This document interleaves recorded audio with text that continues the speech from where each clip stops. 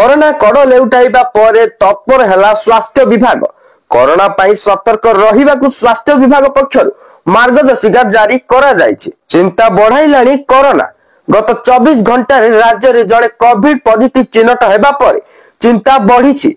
Corona कड़ लेउटाइबा परे तत्पर हैला स्वास्थ्य विभाग। कोरोना पाई सतर्क रहिबाकु स्वास्थ्य विभाग पक्षरु मार्गदर्शिका जारी करा जायछि।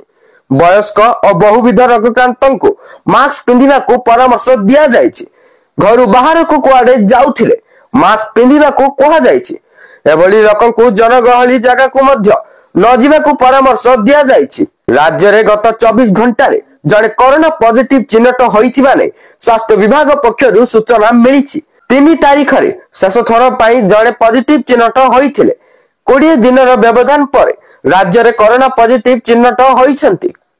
निकटरे महामारी कोरोना देश रे पूरी चिंता बढ़ाइछि।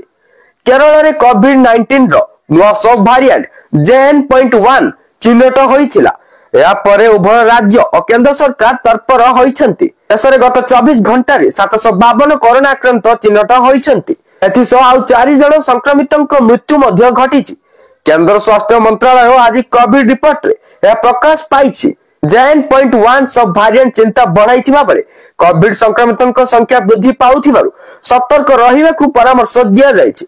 नुआ संक्रमितक मिसाइले वर्तमान कोविड सक्रिय मामला 3420 रे पहुंचिछि। बंद हेई पारे स्कूल और कॉलेज जेहेतु ओडिसा रे मध्य कोविड पॉजिटिव चिन्हट हेई सालानी। जदि आमे सतर्क हेबानी सचेतन हेबानी ताले पूरी कोरोना धीरे धीरे पूरा तीव्र गति रे बढ़िबार लागिबो, जहा फल रे स्कूल और कॉलेज बंद हेबाकू बाध्य हेबो। तेणु करी आमे एपरि परिस्थिति उपजिबाकू जमार भी देबानी एवं आगु आमे सतर्क हेई जिबा, जहा द्वारा कोरोना तीव्र गति रे बढ़ी परिबोनी एवं जहा द्वारा कि हमर शिक्षा रे मध्य कोनोसी प्रभाव पड़िबोनी, जहा द्वारा स्कूल कॉलेज मध्य बंद हेबोनी।